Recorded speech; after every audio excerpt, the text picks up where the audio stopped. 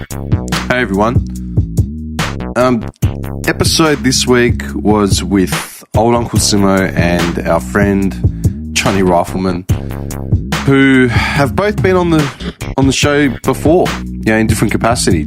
Alex was on as a regular back in 2017, maybe, so a couple of years now. And Simo has come on. He came in at the last studio, and he came in at the new one as well, just after I started up again. We talked about, dating, toxic relationships, ambition, a couple of school stories in there, musical biopics, day and nighttime soaps, Pederasty. It was eclectic as hell. This was good. It was a long time coming. Three of us have all known each other, for years, and I'd never actually managed to get them both on in the same segment, which I'd always tried to do. Hope you enjoy this one.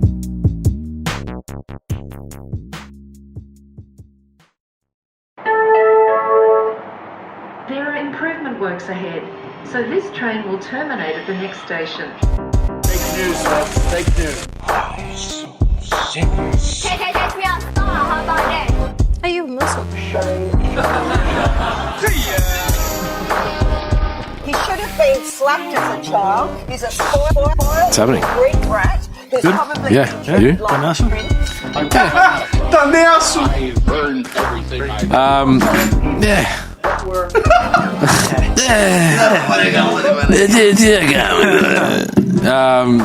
No, I was just telling Dee about how I'm working with at this casting agency, so I'm just doing some work with her. Oh, good. Yeah, so that's keeping me busy during the day. Yeah. Where's the office? Carlton. Cardigan Street. Ah, yes. What's news, man? Oh, don't. No, it's fine. Just don't be obnoxious. Are you serious? Don't be obnoxious. Right, that's right. I'll put it somewhere. There. You know what I'm tripping about? I was thinking about this on the way here. I haven't been in a room with both of you guys. I was trying to remember the last time I actually was in a room with both of you guys. I think it might be your birthday. Like 2018 or 19? 19, yeah. That was before COVID. Yeah. Yeah. Was that 19? Yeah. So 3 years. Last time I had a party, yeah. It's been 3 years since we were all in the same room together. When was that at your party? October 2019. That was the last party I had. I think that's the last time we were all... In Collingwood at that bar? Yeah. Yeah. Yeah, right. Fuck. Yeah, it was actually his birthday, which is... Fuck, that's 3 years. Yeah. Your birthday's coming up, isn't it? October. Yeah. Not too far away. Yeah, 3 years in October. We used to have coffee together like nearly every Monday. Well, back in the day. Yeah. Yeah. Monday nights at Mocha Joe's. Yeah.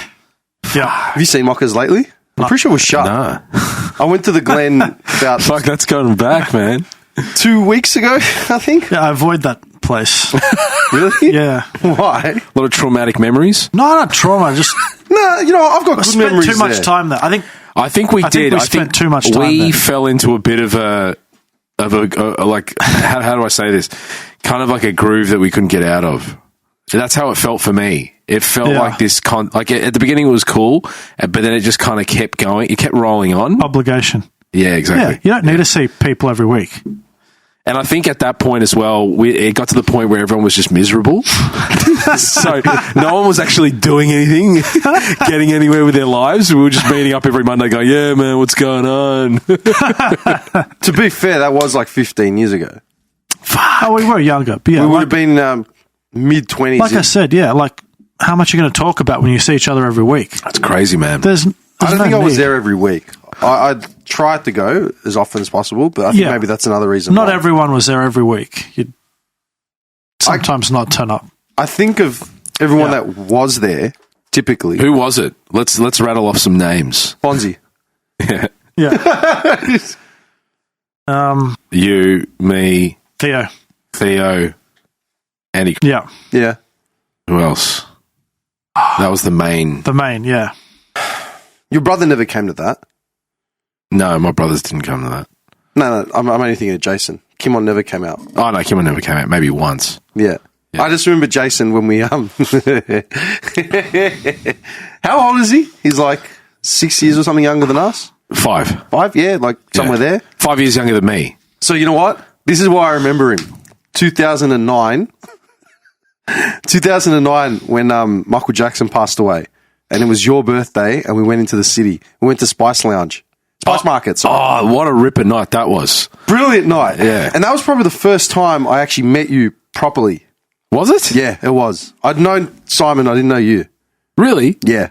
Like, I'd known you, like, I met you, hung out with you, like, randomly, but I hadn't spent extended hours in your company. Right. When was what year was that? 2009. I just remember because I was driving that 2009. night. And we came to pick you up, and Michael Jackson was playing nonstop in my car because he'd just died. Yeah. And then I played that Demerol. Demerol. Yeah, I played that in the car, and everyone just went quiet, like, because no one had heard it except for, I think, Andy. But I just remember two things from that night. One, we made the dance floor at Spice Market. Oh my God. There was never a dance floor at Spice Market until that night.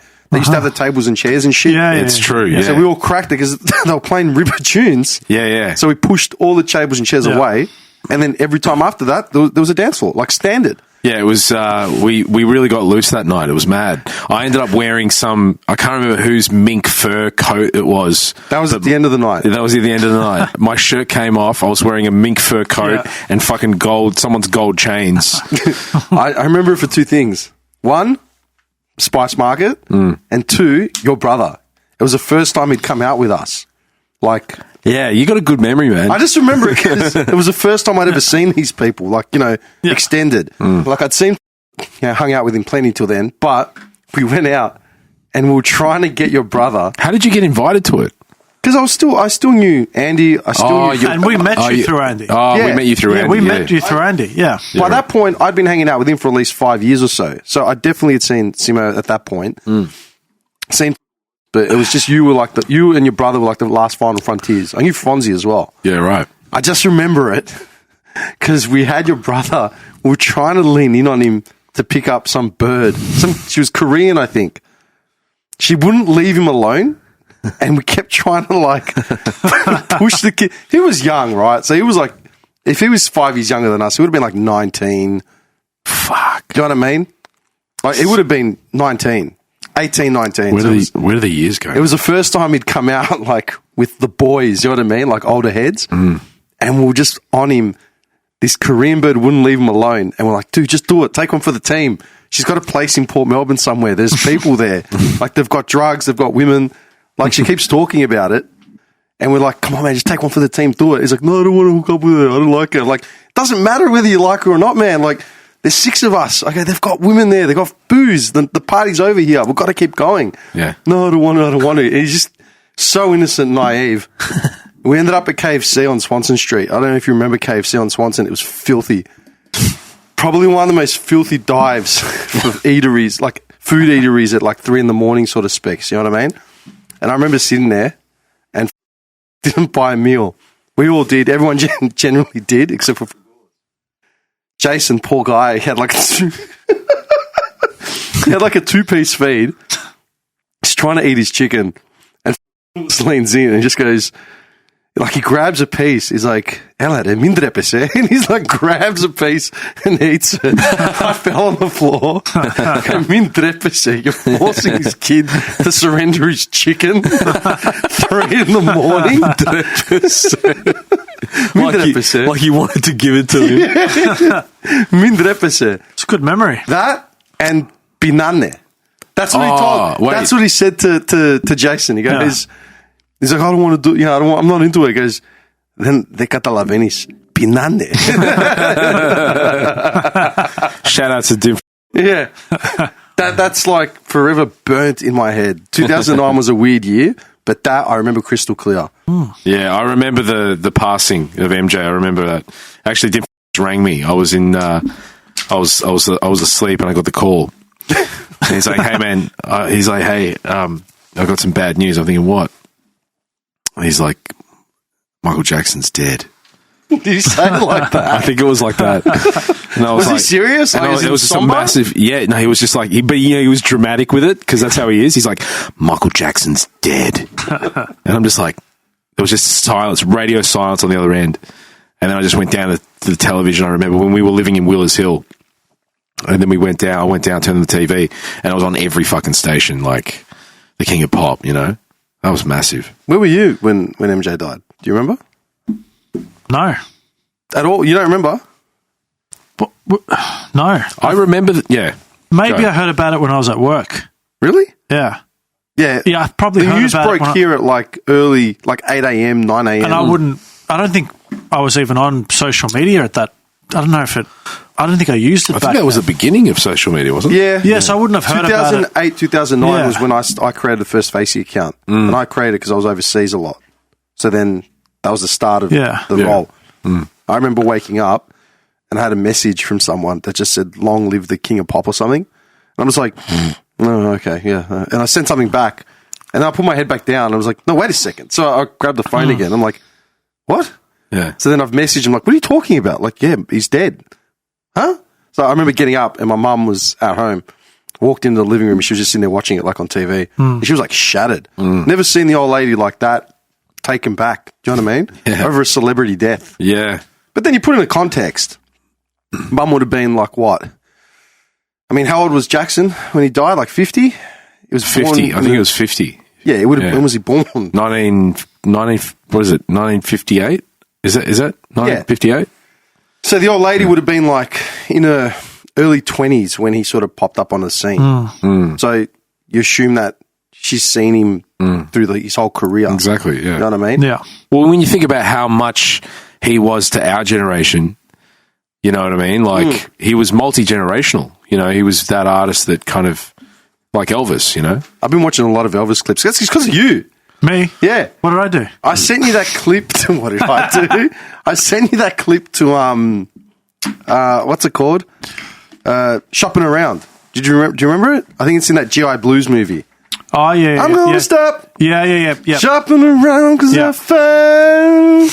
Sick cunt. Yeah. Yeah. And then after that, I got on like a real Elvis kick and we started just watching the clips. Yeah, on we the were thing. saying that we don't listen to enough of him. I was just thinking that too. After I saw the film. Yes, that's what I felt. You know, You've watched it? I saw it, yeah. I Yeah, saw it on last week, yeah. Yeah, I didn't see it yet. I took his review for it. What did you think? Yeah, what did Are you we going to think? discuss the film? Is that what we're doing? I haven't watched it, so I can't comment. Okay, well, we won't.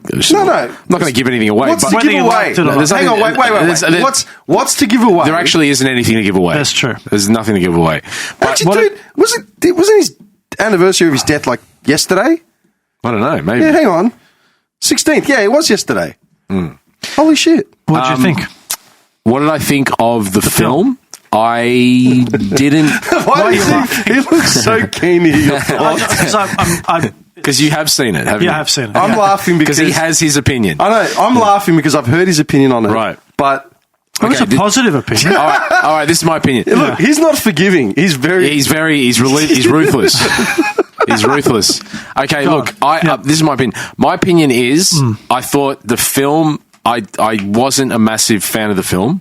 Okay, I did think that his performance was stellar. It was an incredible performance as Elvis Presley, but I wasn't a fan of the film. I was kinder to it. Yeah. I think a bit more kinder to it. I thought it was entertaining. The music, and if you're an Elvis fan, I did get a bit swept away into it.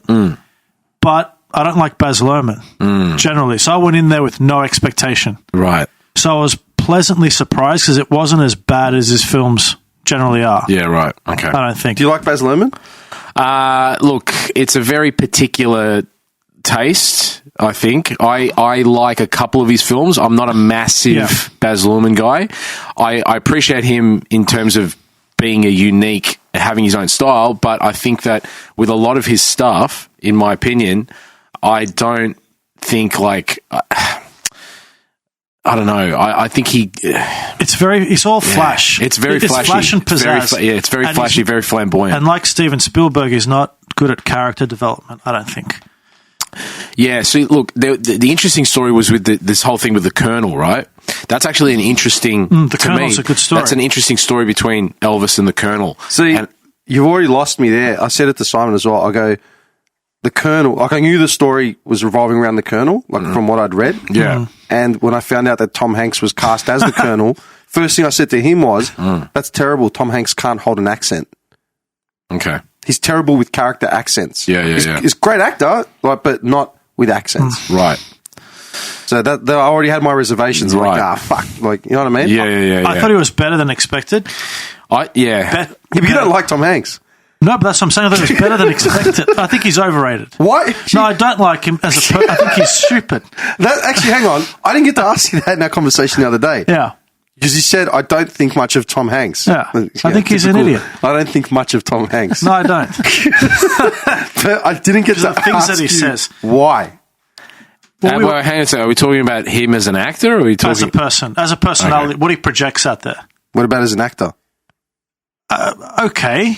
You know, I liked The Road to Perdition. Philadelphia was, though that wasn't a very good film. You didn't like Philadelphia? Not as a film. I thought he was good in it. And I watched it for the first time like 6 months ago. It was okay. I thought Forrest Gump's probably one of the most overrated movies of the 90s, along with Titanic and maybe a few others.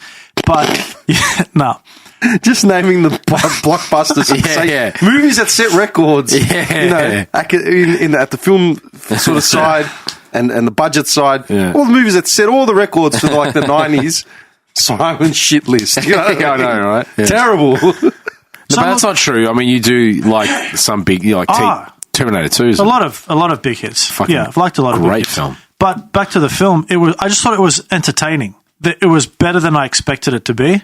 And being an Elvis fan, I enjoyed, and I liked seeing his influences. And they're some of my favorite singers, like B.B. King and Big Mama Thornton and Little Richard. They're some of my favorites. So it's good to see them pop up in the film. But I agree with you. I think he was very good. Yeah, he was great. It's a great. I thought Tom Hanks was better than expected. Yeah. The other roles were one-dimensional. They weren't very interesting. But it was more about the Colonel and him. But yeah, it's Lerman's style. I think it's his style, man. It's very what do you call it? Polarizing. I think he suits commercials and music videos. Commercials. No, like his style. It's very flat. It's very flashy. He'd be good at doing, and he is good at doing big budget commercials and music videos. But I'm picturing you casting him in like a pet barn ad. Like something so low budget. Like, yeah, Baz, listen, just get a shot of the cat coming out of the little house. You know what I mean? That's what you would do. Would you say Romeo and Juliet was? I like that. I like that's the one Baz Luhrmann film that I thought that was I brought that up in the conversation I had with him. Because great cast. Yeah. Well, I think also because actually, exactly what he just said. I said you got to consider the cast that he had in Romeo and Juliet. But also the fact that he's taken a classic text, like he's taking Shakespeare, and he's doing something completely different with it. Yeah. In that context, it makes sense because you know what I mean. Yeah. It works because he's using the text and he's doing it in this really kind of interesting way. But I think it's it tends to be a little bit of a one trick thing. Strictly Ballroom. And it doesn't really work. It doesn't really work with everything. Yeah. Strictly Ballroom, same thing. I thought that was good too. Yeah. What happened to Paul Mercurio? I'm serious. I think he was hosting some cooking show last time. He's a cook. He was on some cooking show, I think. Really? I don't know. Was he like a pseudo celebrity, or was he actually a big deal in the 90s? No, you remember he made that comedy with Dan Aykroyd? Do you remember that? That was like a fantasy sex island. Dan Aykroyd? Yeah, he made a movie with Dan Aykroyd and Rosie O'Donnell. It was really bad, very unfunny, and he played a sub to a mistress. On a Rosie O'Donnell. BDSM island. It was very bad and it wasn't funny. Yeah, it was, and she was shocking in it. Like she was horrible. Rosie O'Donnell. Yeah, like horrible. It was a horrible film. That probably sunk him because it was such a Exit to Eden. That's the one. Exit to Eden. Exit to Eden. It was such. What possessed him to do that? I don't know. I usually like those B grade, but it was awful. But hang on a second, he did that after Strictly Ballroom. Yeah, 1994. When did Strictly Ballroom come out? 92 or 93. So how do you go from doing? So he went from Strictly Ballroom, and that probably was his first American film. So So if that's your first American film into the market, that probably sunk him. Strictly Ballroom. No, Yeah, Exit dude. to Eden sunk him. Strictly Ballroom was 92. Next movie was Exit to Eden Yeah. in 94. No wonder he went. So it was a bad choice. Yeah, it was a hideous, fucking horrible film. Why do you say it like that? I just remember it was like the darling of Australian media, like in the early 90s. I was probably Yeah. like 7, 8 years old, coming to age sort of thing. And I just remember turning the TV on, seeing this douchebag wearing like dancing Spanish high-waisted pants, no shirt. Was he even an actor? Was he's a dancer? Is He's he? a Isn't he a dancer? Like a ballroom? He's an actual ballroom dancer. Yeah, he's a ballroom. I don't fucking know. How could... Dude, think about it. The 90s, this is how fucked up the 90s were. They made a household name out of a ballroom dancer from Melbourne. It's from Swan Hill. Yeah, right. They made him a household name. You couldn't turn on the fucking TV without seeing him. His face was on one of those ads. You know what I mean? We're talking about ballroom dancing. Well, do you think he did the casting couch Who? for Lerman? Who knows? I don't know. Maybe. Probably. Maybe. It would have been a young dude at that point. But let me ask you a question. Did you guys watch Rocket Man? Yes. Rocket Man. That was rubbish. You thought it was rubbish? Yes, I thought it was silliness. Why? I didn't like that fantasy musical aspect. That style. I didn't see it. It was it's just one of those typical biopics that's slight, underbaked, poor character development. Didn't like it at all. It wasn't as bad as Bohemian Rhapsody. That's my next question. That was bad. That was bad, but the Rocket Man was worse. You reckon? Elvis was better than the two mentioned, in my Really? opinion. Yeah, Yes. actually, I haven't seen Rocket Man, but Don't I waste agree. your time. Yeah, I agree. I actually agree with you. Yeah. I preferred Elvis to Bohemian Rhapsody. See, yeah. Rocket Man, I walked in having zero expectation. I just the only expectation I had was that it was going to be camp and It was over very the camp, top. yeah. The only gripe I had with it was because they slammed musicals in every 30 seconds. Because it was that kind of fantasy musical where Yeah. you burst into It wasn't. song at just about every emotion. Wasn't That was the paced. stage show. That's what annoyed me about it. I thought he did all right, but again, and the fact that he did his own singing was actually impressive because he sounded pretty good. I was never I'm not an Elton John fan, nor am I a Freddie Mercury fan, but I'm an Elvis fan, so I think maybe that helped me enjoy the Elvis movie that bit more. See, I like Freddie Mercury, but I thought they did him a disservice in that film. Really? Yeah. Oh yeah. Again, it's slight, underbaked. It was poor just too. character It was too development. squeaky clean, man. I mean, you're talking about Queen. I mean, and Freddie Mercury, man. The guy was loose, Yeah, but and he was like, that's everyone. And it's like it was just too. They tried to make him this charming dude that just was in love with someone, and that was the The end script of it. was bad. I think if you're going to make a film about 70s rock stars, you got to kind of go there, man. You got to be. Did you watch The Dirt? The Motley Crue one? Actually, I haven't seen that. Have you seen it? No. Is it good? Yeah. Yeah. It's good. Like, they don't hold back. There's Yeah, sick. there's some creative liberties taken, but Yeah. generally it's pretty true to the story. And I mean, we're talking about Crew in the 80s, so they're like straight. You can't hide the sex, drugs, and rock and roll of the 80s because it wasn't. Yeah. It's not like that. They couldn't like romanticize it like Elton John or Queen from the late 70s. This was like fucking Hollywood Boulevard, Sunset Strip. Yeah. Everyone remembers Heather Locklear, so it's like yeah. And The Dirt. MGK was in that playing Tommy Lee, and I thought, considering MGK's a douchebag with pretty limited talent, Who's MGK? Machine Gun Kelly. Oh, that rapper. right. Oh, okay. Yeah, they got him in to be Tommy Lee, and I thought he was probably one of the strongest characters. Is that on like a Netflix. streamer? Oh, it's on Netflix. Pretty Okay. sure it's still on Netflix. Yeah, sick. Maybe not. It was a while ago. Okay. I've got the book as well. But Yeah. Well, then, which music biopics were great? We've named ones we didn't particularly Ray, like. I thought was good. Yes, I I agree. never saw it. Yeah. Never. Ray's good. Ray's good. Is it? Yeah, Jamie Foxx, he rips Yeah. it. You're not a fan of Jamie Foxx. Pardon me? You're not a fan of Jamie Foxx, are you? He was very good in that. Really? Otherwise, I haven't seen him in anything else apart from maybe that one of the Cruise. What was that one? Collateral. Yeah. Collateral is brilliant. Yeah. They're the only two I've seen But that Cruise I is can recall. better than Jamie Foxx in Collateral. Agreed. That's one of my favourite Cruise movies, films. just based on Cruise. Yeah. He's great. 100%. He's great in that. He's just this. You're confusing him for Will Smith. It's Will Smith I don't like. Jamie Foxx I'm okay with. Ray, Ray I never saw. But what else is there? Walk the Line was good. I'm a fan of Jamie Foxx as an all round entertainer and just multi-talented artist. I think he's fucking incredible. But he's good in heaps of shit. What else is he? I think he dipped his fingers in too many pies when he tried to release his R&B shit. Yeah. Don't look at me like that. What, you don't... He can sing. No, you don't I'm not it? saying he can't sing. Yeah. What I'm saying is that I think he dipped his fingers in too many pies, got on too many albums. He jumped on a bunch of features, yeah? So, like, his original career was, like, singing, originally. Yeah. Before he became an actor, he could sing. So he was, like, he could play piano, like, all that shit. Yeah.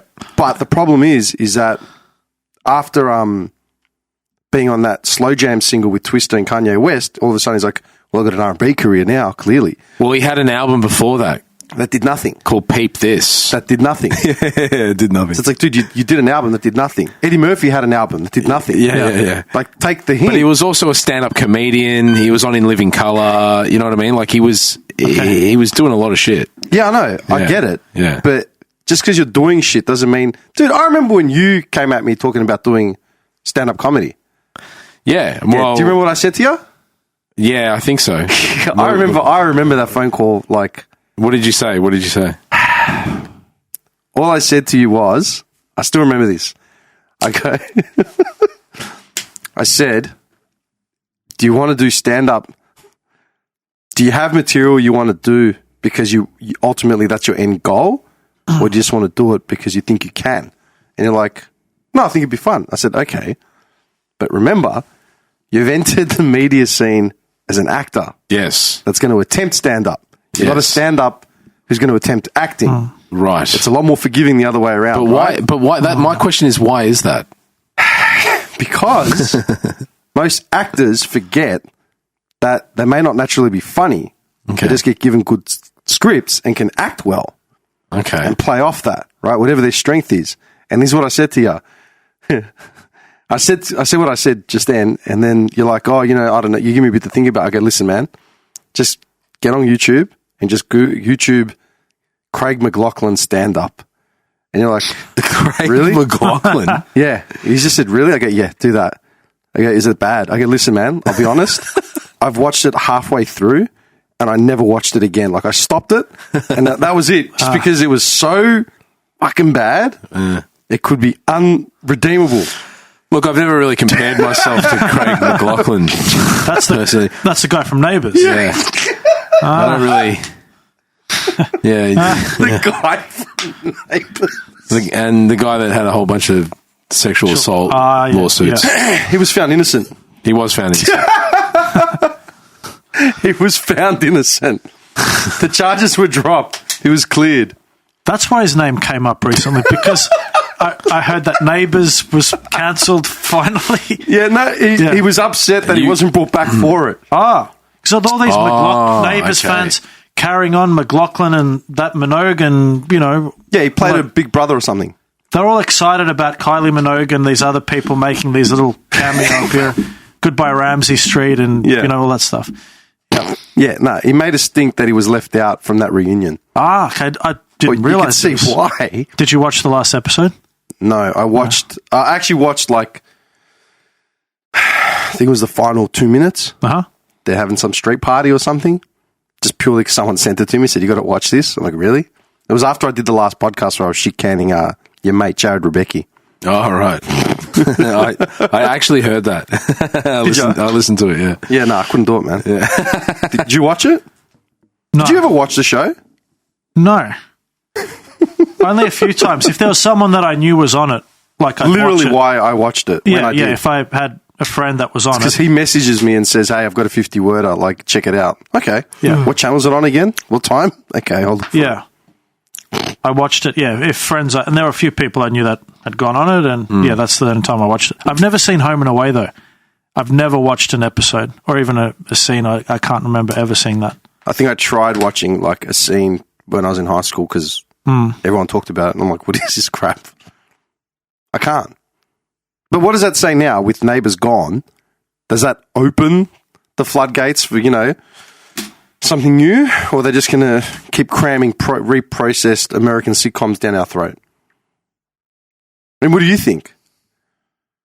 And I ask you because you are an Australian actor who's been on these shows. I appreciate you not saying too much either, yeah? I get it. Well, I've already you want another job. Yeah, I know. I've already kind of criticised Baz Luhrmann. He's probably, if he hears this, he won't give me a job. But yeah, okay. But please, Baz, I'm desperate. Baz Luhrmann is sitting in his Hollywood house right now, staring at the beach, but he's waiting for this. He's seen my Instagram post of some shitty studio in Oakley. He's like, right, I've got to keep an eye out on this. Tells his assistant to remind him when it comes up. Sorry, what was the question? Fucking hell.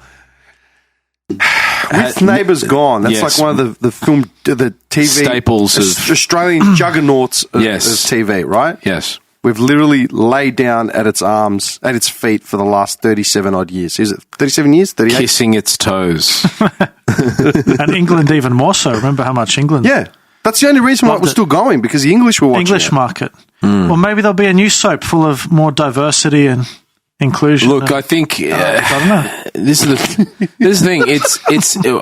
I don't know. I mean, it's been a vehicle. You know, it's served a purpose for talent for a lot of actors as a training ground and as a bit of a launching pad for a lot of actors. So as a vehicle, it's been an important thing. Now, yeah, but you know what? It's only been a vehicle because it was there, and the only reason it was there is because it was propped up for a purpose beyond making anything worthy of cinema. Is there? It's never meant to be that. It's a soap opera. Well, and soaps are fun. I love soaps, just not the Australian ones. But I get it. Do you know what I mean? Like a guilty pleasure. But why don't you like Australian ones? I find them boring. Aren't they the same? No. Okay, what's the difference? As in, how would a typically US soap vary from? I think Days of Our Lives, Young and the Restless. It's still scary that it's far more over the top. The storylines are a lot more dramatic. They're crazy. They're just crazy, crazy fun. Yeah. The gangster storylines and the demonic possessions and the family rivalries and it's so much fun. But Neighbours and Home, it's very. You're right. That's a bit more. It's too regular. It's too regular people living in a regular court, and that doesn't interest me. It's very low key. Yeah. For other people, they like it, and that's fine. So nothing happens. Yeah, not much. No. So I'm wondering whether there still is a decent enough market for soaps. Yeah. Look, I don't know. I don't really watch soaps. I think what's happened as well is that with the whole soap opera thing, you've seen shows as well that have taken that kind of melodrama and really heightened it, and made it almost elevated it to a cinematic level. Like when you look at, say, and I don't want to say it's a soap opera, but it has those kind of elements. Like when you look at Game of Thrones. Like you look at that. See, I never watched any of that. It's like a medieval soap opera. Well, in a way, with a big budget. Yeah, I mean, it is based off the novels, and but better scripts. Yeah. But there is something about it that is kind of melodramatic in that similar kind of way. You know what I mean? And also like shows like have you seen Yellowstone? Is that with Kevin Costner? I've heard of it. Yeah. It's it's that kind of thing. It's good. It's kind of got a dynasty kind of vibe to it. Yeah, there's those epic nighttime soaps, and there's more the daytime soap. And Neighbours was more daytime soap. You're right. I think. Yeah. Daytime soap. Yeah, it had more of a daytime soap feel than a glossy high-end. Than to be on at 6:30 or whatever. It would be better suited to 4 o'clock. Yeah. Before Bold and the Beautiful, as opposed to being at 8:30. Yeah. With, Twin Peaks or Dynasty or something. Yeah, or like Melrose Place. Or Melrose Place, which was great. Yeah, that was a lot of fun. Melrose Place. That wasn't a soap, was it? It was a nighttime soap. Yeah. Was it? Yeah. It actually was, yeah. And 90210? 90210. Yeah. Wasn't Melrose a spin-off from 90210? It was. Yeah, right. What was it? Yeah, it was. They're both Aaron Spelling shows. Yeah, and then Models Inc. was a spin-off of Melrose Models Place. Inc. How long did Models Inc. last? I think just one season. Who was on that? There was an Australian... wasn't there? A blonde Australian girl on it. What was the other soap that we had? What was the other show? So there was a nighttime soap that we had East Street. Oh, yeah, with Bruce East Street. Sanazan. That was a bit more crazy. That was cool. Because they had that serial killer that blew up the Wasn't Marcus Graham in East Street? yeah. There was that serial killer that shot that doctor in the head, and then he blew up a family in a car. That was pretty cool. Yeah. Models Inc. Kylie Travis. That's the one. Is she the Aussie? Yeah. Okay. I just picked the first blonde that popped up on the thing. Okay. I'm just seeing a lot of good-looking women. I don't see any actual actors. And then there was a spin-off. I think then there was Central Park West. I remember that came on. Cameron Daddo was in Models Inc. Australian guy, yeah? Yeah, the Daddos, man. The Daddos, they man. were royalty in the 90s, man. The Daddos. The Daddos. Who are they? Cameron Daddo? Andrew Daddo. But it was such a strange show because there was all these. Stop. It's his face. No, Andrew it's his face. Cameron Daddo, Andrew Daddo, fucking some other Daddo. But it was strange because there was this beach Daddo. house. Did you ever see Hey, Models Daddo. Inc? No, I never did. No. There was a whole group of models that lived in a beach house that were all members of the same agency. That's the show. That was a share house, and and then they had all their little. Carrie-Anne Moss was in it. Carrie-Anne Moss. How Remember do I know that that name? beautiful woman from The Matrix? I remember she was in it. Oh, Trinity from The Matrix. Yeah. No shit. So she actually went somewhere after that. After that show. There you go. How come I never saw this show? Oh, but then again, I didn't watch Models Melrose Inc. or whatever. Yeah, see, I watched all of them. So Yeah, you were heavy into him. I was heavy into them. Yeah, Seinfeld, Simpsons. Yeah, but Seinfeld wasn't a soap. He was a sitcom. No, but these were my staples. So it was all the soaps plus Seinfeld, The Simpsons, and Roseanne. I mean, these are and Twin Peaks. Obviously. You liked Roseanne? Yeah, I thought Roseanne was really good. Why? Yeah, I enjoyed that kind of the sitcom of the average, this average American family. Yeah. And I thought Roseanne was good in it. I thought her writing was good in it. I thought John Goodman's just good. Was good in it too. It was good. It had its time. I mean, eventually, the last few seasons were a bit poor, but for most of its run, it was good. And I think Roseanne's quite talented. I think she got a very unfair rap with those tweets. Oh, she's been. What did you say about Jews? It was something. What about who? Jews. She's one. No, it wasn't Jews. It was what did she say? She made some racist comments. No, it wasn't racist in my opinion. Well, she didn't mean it to be racist, and it got conflated. Yeah, because she was talking about the Iranian nuclear deal, and then she brought up Valerie. Is it Valerie Jarrett or I don't know. Hang on. This woman who I think is a bit of a Islamic sympathizer, and so she's a stand-up comedian / comic. She made a joke about if Planet of the Apes and Hezbollah got together and had a child, this is what it would look like. Now, this woman does look like a character from Planet of the Apes. She does. If you put a female Planet of the Apes character next to her face. Yeah, she likened former Obama administration officer Valerie Jarrett to Planet of the Apes. Yeah, but she looks like one. And this woman is black. Well, no. Well, I think she's part African ancestry, part Iranian or part Middle Eastern. She's mixed. Okay. Either way, the woman does look like this character. So, I mean, what's the problem? Well, it's the connotations, but that black people.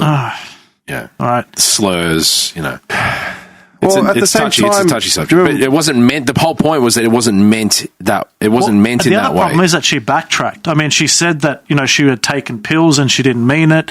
And then it was just own your joke. You made a joke about her. Yeah, but just own the joke. But even say that it wasn't meant to be. That wasn't the intention of the joke to be taken in that way. So not a racial thing. She was just saying, this woman actually looks like this character. I mean, there are a lot of African Americans that are having a laugh about it, and they were sharing the comparisons on Twitter, saying, "Yeah, she does look like this character." Yeah, but see, this is the thing. Eminem. There was an attempt to try and get Eminem cancelled back in like the mid 2000s. Yeah, because he did the music video to Just Lose It, and he makes fun of Michael Jackson, right? So he's dressed up like Michael Jackson, and he catches his hair on fire. Like, I remember that. Yeah. And then all these late night, not even late night hosts, all these hosts of like urban radio shows and shit like that, they all came out, said, "Oh, we're taking back our black pass," like Eminem, like this is uncalled for, la la la la. And then all the comedians came out and said, "We've been making fun of Michael Jackson since the 80s. Yeah. Eminem just did it for a music video. What? And that's a problem. Like, are you serious? Yeah. Look, how is it like now you're coming out saying it's uncalled for? We're literally making fun of him since the 80s. Yeah, exactly. I agree. Yeah, but I mean, what are you going to say? It's like the who are they recasting now? Oh fuck! Oh, your mate. We were talking Which about mate? this the other day. Tom Hanks. Ah, Tom Hanks. Yeah, when he said that if they made Philadelphia today, he wouldn't be a part of it. Oh, yeah, yes, because he said he said that they wouldn't accept Just trying to stoke the fire. yeah, the inauthenticity of a straight man playing a gay man, that an audience wouldn't accept that. Well, we said then, why aren't you saying the same thing about playing an autistic Yeah. in Forrest Gump? But the autistic people aren't the ones that are being coddled and pandered that or much. the kid that had the leg braces, they have to actually get someone with, deformed legs or something. And I said, if that's cancelled, then do we cancel Robin Williams for playing in the Birdcage? Oh, yeah. But look how many gay actors play heterosexual roles. But that's the point. Yeah, exactly. That's what I'm saying. Is that audience is not going to accept that inauthentic? I mean, that's the logic if we're going to follow his logic. Who's going to get the raw deal? Yeah. Heterosexual actors not allowed to play trans characters or cross-dressers, but only cross-dressers and trans actors can play in Type, yeah. So, but what, are they banned from playing heterosexual characters and non-cross-dressers? Who's getting the raw end? Well, the argument is that all these so-called disadvantaged groups should have priority because of their historical oppression and but it's not even historical oppression. We're talking about just random. Like, was it which actor was it? Was it Rami Malek? Maybe was playing like an Egyptian king or something. And they came, like they said, another white guy playing it like a Middle East. It's like, dude, he's like Egyptian or whatever it was. Well, just because he's got a white skin tone or light skin, who cares? This is a problem with Americans. They just look at skin tones. Yeah. They don't think beyond that. We were talking about, was it that stupid Hispanic actor that had a go at... Oh, Leguizamo. This is what who's in Romeo and Juliet. And who's played so many Italians, and he has the nerve to start pontificating Have you seen someone playing a Cuban that isn't a Cuban. Have you seen that? Did you send him the Bill Maher clip? Which one? The one that you sent me. Yeah, I did. Yeah, he just specifically to stoke these fires. Yeah. It's brilliant. It's brilliant. Because it's all true. It's all, Yeah. It doesn't make any sense. Where does it stop, though? Yeah. Where does it stop? Yeah. I don't know. Where does it stop? Well, it stops where it's convenient for them because, there's certain ancestries that they don't want to be played by anyone else, but then other ancestries and other actors can do whatever they want. Here's a question. Have you ever been turned down for a role because you didn't look enough of a certain ancestry? Of course. How did it go down? I didn't get the role. As in just straight up? You didn't ask for no follow-up? Do they give you reasons? No, you don't. You never get reasons, or no notes, no director's notes, nothing. What, when you go for an audition? Yeah. No, they can't be telling you to get it because of this. You don't get any feedback. You don't. You send in your tape or you go for the audition. That's that. If you don't hear back, you don't hear back. Lonely, jilted girlfriend. You know what I mean? Just like that's the way it is, man. Dear John. Yeah.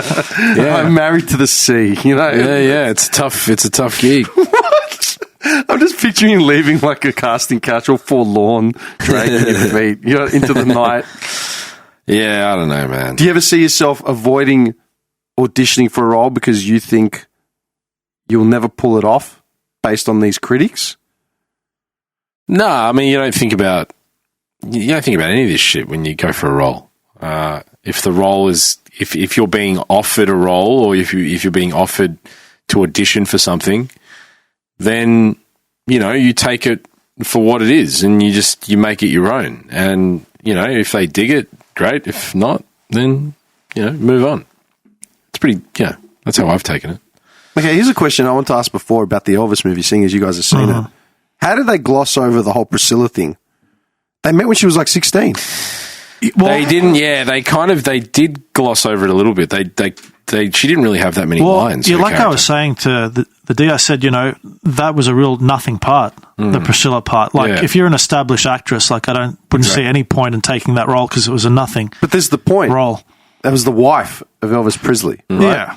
So clearly she's key somewhere in the story. Well, she's a key character in the life, but it was a one-dimensional. I was thinking about it because they met when she was 16. How the hell are you going to explain that to an audience in 2022 when we're getting up in arms. Yeah, Like, you know what I mean? They didn't explain. They didn't. He was a pederast. They didn't mention that. In those words, like they pause the scene. He's a pederast. This is me. I've got a problem. But, you know, Pederasty. So was Frank Sinatra. with Mia Farrow. Yeah. Yeah, but it How old wasn't. was Mia Farrow? Was she 17, 18? And he was like 80 or some shit. Fuck off, 80. Maybe 40 something. Why are you bringing Frank Sinatra into the No, conversation? because it's a similar thing. But it wasn't that long ago. In the US, you could have a child bride. Like it was. Really? Yeah, and I think in some states, there's. The laws are still pretty lax, man. Yeah, they're lax or they're grey, but there's a difference between, say, a 14-year-old marrying a 14-year-old and obviously a 14-year-old marrying a. Well, it's not India 40-year-old. where you're betrothed to No, but I think if the parents give permission, 2 14-year-olds can get married. Yeah, no, they can. Even here. in the US. I don't know about here. No, I'm I telling wasn't you. sure about here. If you're under 16, if you're 16 and 18, in between there, Yeah. with parental consent, you can get married. Parental guardian consent. Fair enough. Your mind just blown. Fair enough. Yeah, I got a few 14-year-olds just hanging out the door. Come on. We were marrying 14-year-olds. But you asked that question ages ago, and we're going to turn it into a podcast. You were talking about the psychological ramifications of child brides back then. And you were talking about pedophilia and pederasty of ancient times versus today. And Yeah. Because we don't have any records of what went on back then. We don't know how it affected, people back then. We asked the question, we were talking about it. Yeah. What would the effects, psychological effects, be the same in the ancient world that they are today, or would there be some kind of difference? What do you mean? The way he was sort of not justifying it, but the way he it sort was a of question. reasoned it. Yeah, it was a question. Yeah, as a hypothetical was because it was socially acceptable and it was the norm. In pagan times, yeah. Yeah. Wouldn't the child be better prepared or looking at it in a way where it wasn't psychologically damaging? How damaging would it be? Yeah. I'm just curious to know how damaging it would have been back then, as opposed to. But it was a different- would it be the same, or would It was a different relationship, Yeah, like completely. Like the person that was taking on the child was a mentor. Essentially, they were grooming the child, yeah, but they weren't just grooming him for the sake of sexual abuse. They were grooming him in the him or her. in the coming of age process. Yeah, As part of Yeah. mentor-menteeship. yeah. And remember that life expectancy was much shorter back then. People didn't live as long. Men lived longer than women even back then. So you got married at a much younger age. It was normal to get married at 12 or 13 and start a family at that age. What it was when you were betrothed at that age, it was a link and a pipeline to asset, wealth. Wealth acquisition. Yeah. Between families. Territory. Where are we talking about? Like in what era and what part of the world? BC, like BC. 2000 BC. BC. Oh, And okay. probably could go into medieval times with it as well. Yeah, of course, man. You're telling Yeah. me people didn't get betrothed in the Middle Ages? Of course they did, yeah, definitely. And the life expectancy was still short then. So, yeah, girls were betrothed at, 10, 11, 12. Yeah, and they would ultimately get married at like 16 or 18. And start having children when they physically could. Right. Yeah, so there was like, you've got the Marquis de whatever, I don't know. I'm just The Marquis. Marquis de Sade. yeah. What's his one of his favorites, right? So you take this guy of wealth and status and stature in Norway, right? Pick a northeastern European country. Come on, son, you're good at this.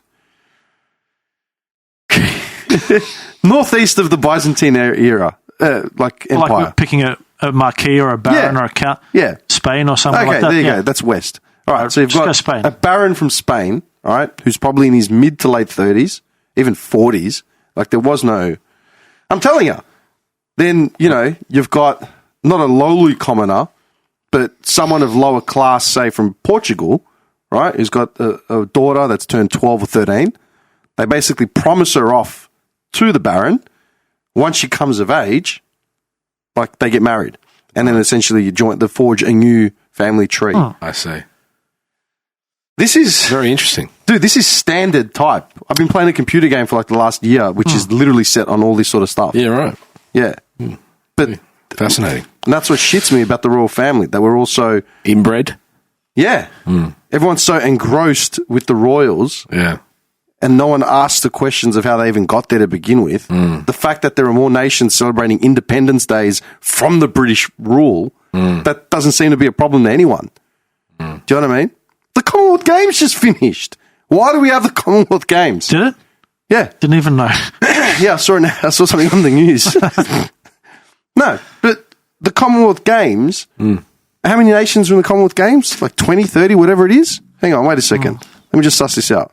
Commonwealth Games, how many competed this year?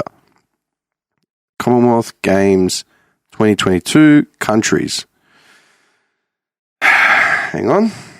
Okay, we have, how many countries are in the 22? 72 Commonwealth nations.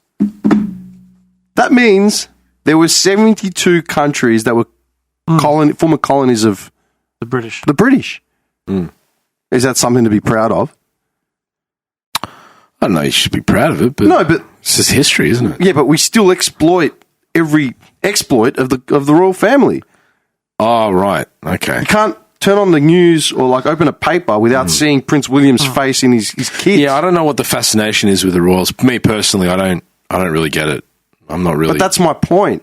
They came about from historically inbred programs where royals were betrothed at 12. betrothed. I love that word. It's a great word. Just keep using it. Yeah. Yeah. They did this for centuries to maintain power. Yeah. Until we got to Queen Elizabeth II, who's freaking every day I see an article. Queen health worries. Oh, Queen's health is a worry. How old is she like? She's like 100. 107? Dude, she's in her she's in the business end of her 90s, man. Yeah. Of course she's going to look frail. She's an old woman. Exactly.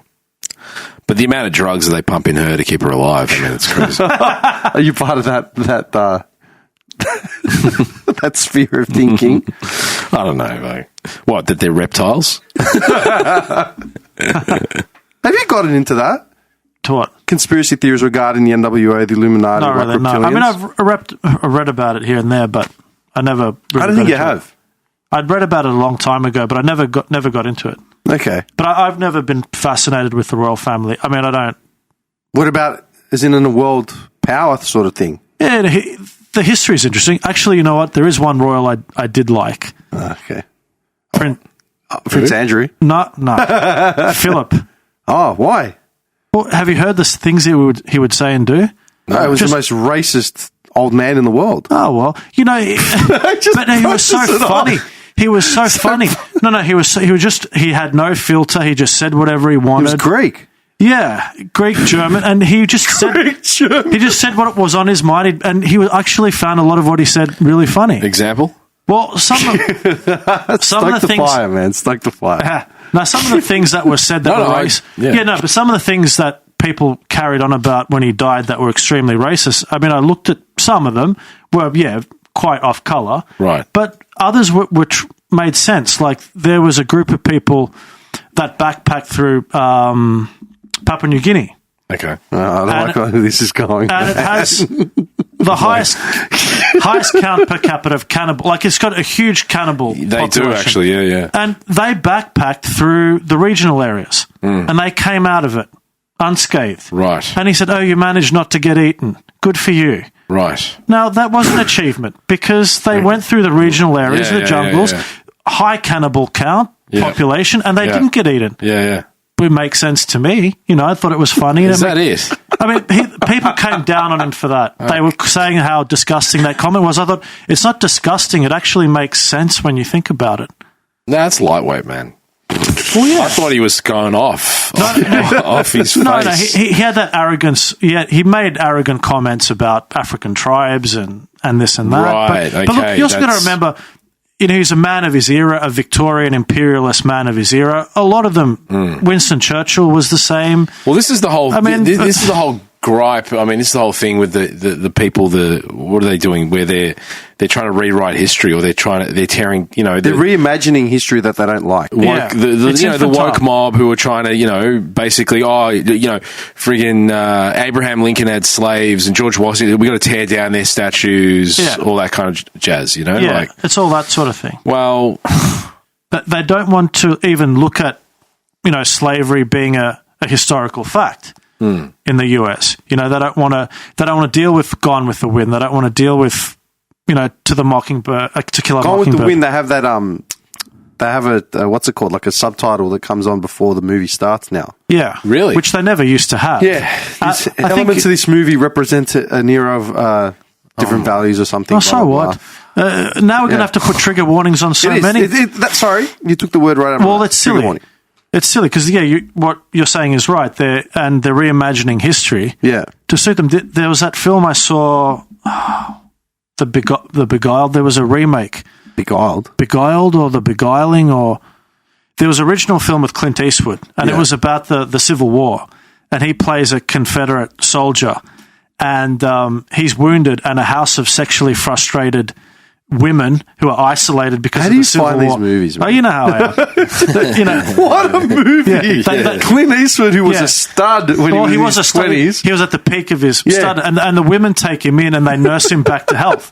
But it's Confederate soldier jamming all these women. Well, that's the thing, though, because he doesn't want the women to turn him in to the opposition. So he uses his masculine charms to keep them at bay.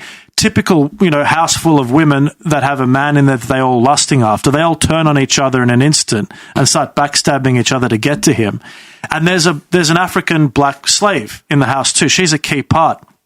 And it was remade with Colin Farrell and... Colin Farrell? Yeah, it was Sophia Coppola, Colin Farrell and Nicole Kidman. And they took the maid out of the story. Oh, completely. Because they thought it was improper. Now, was she intricate to the story? Very much so, because in that house, she represents a chief reason for why this war is going on. She's and she's also quite a feisty, strong character. So she's not a one-dimensional maid in the background, but she's a symbol of the Civil War, and that was an important part of the book and the original film. And they got rid of her. And they got rid of it because they thought it wasn't, How's the movie without it? If you're aware of the original book and the original film, then it sucks. It sucks. It's severely lacking. I like Colin Farrell though. I think he carries weight as an actor. Yeah, I like him. Absolutely. But as a film, it didn't work. Okay, here's a question: Peter Sellers. Oh yeah, I like amazing. Peter. I love Peter Sellers. The Party. Oh yeah, yeah.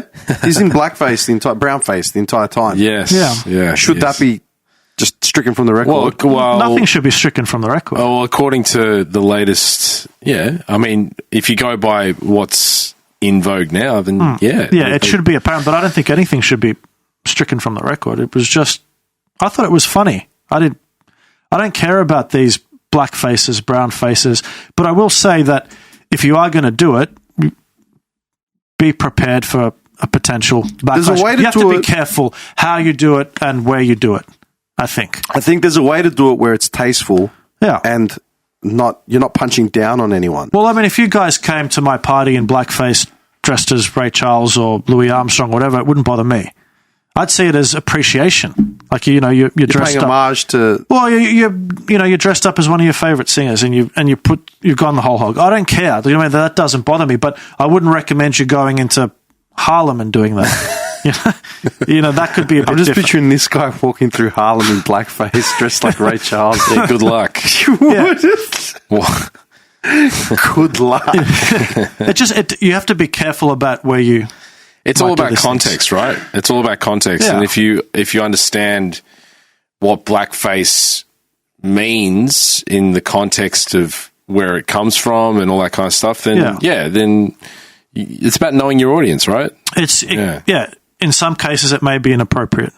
So you've just got to watch where you do it and how you do it. But we're living in times now where everything is so super sensitive, and so people are afraid. They're afraid to, make a wrong step because it could mean their career and it could mean them getting cancelled or censored and just wiped out, man. So it's interesting times right now. I think we've just lost the ball. 2 years of COVID and isolation had people reassessing the dumbest things to find validation. Too much time on their hands. Yeah. You know what I mean? Mm. And they had nothing else to preoccupy themselves with. That was it. They ran out. They stopped wearing fresh clothes every day because they were at home, so they had no new lint in their navels, and they just found something else to pick out until they turned themselves inside out. Yeah. I'm serious. Yeah. Dude, pronouns and all this shit was not an issue up until not that long ago. It hasn't been that long. And it's all over the corporate world now. You're seeing email signatures with pronouns.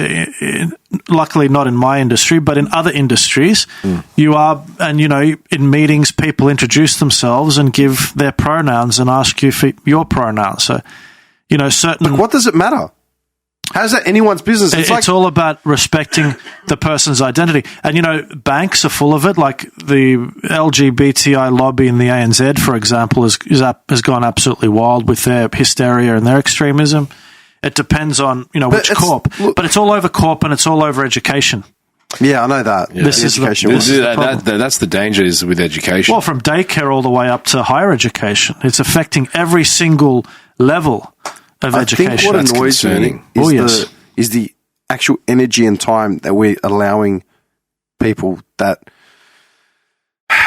like you see it on TikTok, you see it on YouTube, these idiots who declare themselves influencers, nothing else going on in their lives, but they're doing pronoun reevaluation sessions and announcements 3 times a year. I've now decided to go back to X, Y, and Z pronoun. This is how I feel today. And, you know what I mean? And I'm doing this public service announcement to inform you all of what my new pronouns are. Well, we've discussed this before. It's part of the latest wave of societal fashion identity. But it's hysteria. You said it yourself. It's not even that. It's narcissism. That's how I see it. Well, it is. But the problem is it's been so galvanized. It's been so politicized. Galvanized is a good word. Yeah, but it has. That's the problem. It shouldn't be taken any more seriously than like I always say, than a goth or a punk or an emo or hippie. That's the level of seriousness. Was it Demi Lovato? I think it was Demi Lovato. Who's that woman? I keep hearing her name and I've got no idea. Someone on TV, movies. I don't know. Can you... I don't know. Just shrugs. I think she's a singer. Yeah, I'm pretty sure she's a singer / TV actor or something. Why? Right? What about her? She just made like another announcement, reverting back to being a she. Oh, right. So she was not a she. She was a she, and then she was something else. And then she became a they. She became a they. But if your pronouns are that free from gender, if you can be that flippant with your pronouns and changing them 6 times a year, what value do they have? Well, that's how flippant young people are with identities. You can only change your name, your legal name. You can only change your legal name like once or twice in 1 year, and no more than 3 times ever. Yeah, right. Okay. How come you can change that? Like, that's your name. That's your identity. There are so many ways there are so many reasons why you'd want to change your name. Maybe you were in a horrific marriage, and you change your name for that. Maybe you need to start a new life because you're escaping some fucked up past. Whatever, right? There could be so many reasons. Maybe someone's passed away. You want to pay tribute to them by changing your name to incorporate your name into theirs. Whatever it is. So many reasons to change your name, yet legally we can only do it like 3 times in a lifetime. Yet your pronoun, you're meant to stay up to date with everyone's pronouns as they feel fit, as they see fit. It's garbage. It makes no sense to me. Do you know what I mean? No, yeah. Makes no sense to me either. See, this is the thing. This is why I've missed actually catching up with you guys. Like, I can't believe it's been 3 years since we've sat down. Who else would you have had? We've been chatting now for like, what? Just over an hour.